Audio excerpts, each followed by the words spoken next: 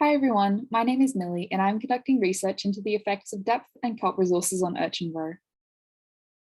Much like the forests we see on land, kelp forests are important ecosystems that provide habitat, support biodiversity, and sustain commercial industries.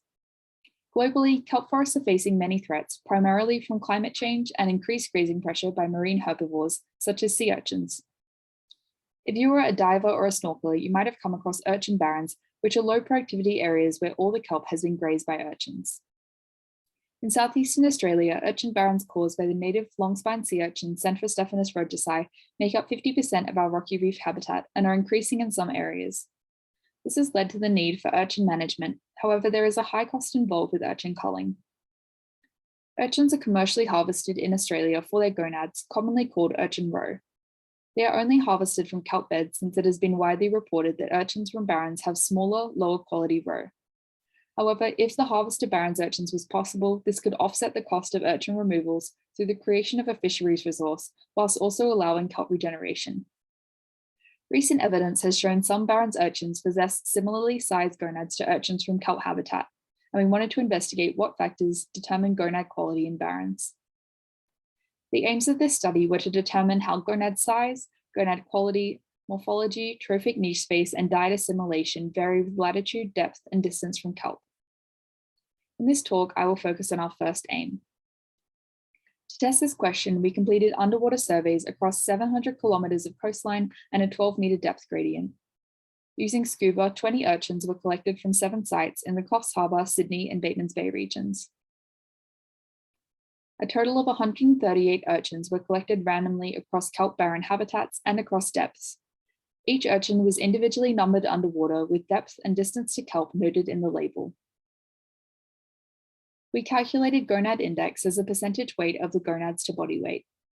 High gonad index indicates heavier gonads, which means a higher economic return for urchin fishers. Marketability of urchin roe is also influenced by roe quality, which we assess using the scores for roe color, granularity, and firmness. Grade A roe is golden yellow and firm with small granules, while grade D roe is brown and soft with large granules. Roe grades A and B can be sold commercially, either as pure urchin roe or as secondary products. Gonad index differed significantly between regions and declined with increasing latitude from Coffs Harbour to Batemans Bay. Across regions, gonad index decreased significantly with increasing distance from kelp. This aligns with previous studies that have found barrens urchins have smaller gonads. However, it also shows a continuous relationship between urchins from barren and kelp habitats, rather than a sharp divide. Urchins can only travel up to 5 meters from their home crevice in a single night, so this indicates that urchins further than 5 meters from kelp beds are likely consuming drift kelp, which declines in abundance with increasing distance from the kelp bed. Gonad index also decreased significantly with increasing depth.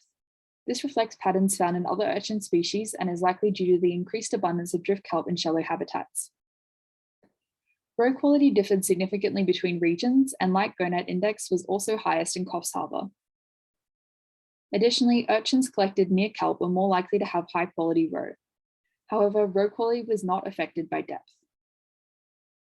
Across all regions, 80% of roe was grades A or B, which can still be sold as commercial products. This study demonstrated that urchin gonad index and roe quality decline continuously with increasing distance from kelp, and that gonad index declines with increasing depth. This knowledge can help inform urchin fisheries, as it indicates that the highest quality and largest roe is found closest to kelp and in shallow areas. However, it also shows that marketable roe can be retrieved from barrens urchins collected in shallow waters or close to the edges of barrens.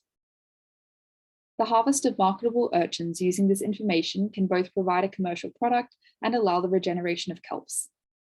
These kelp forests can in turn provide habitat for a high diversity of species, including commercial species like lobster and abalone. Innovative approaches to conservation that integrate economic and environmental outcomes are increasingly necessary and can enhance the success of conservation efforts. Thank you for listening.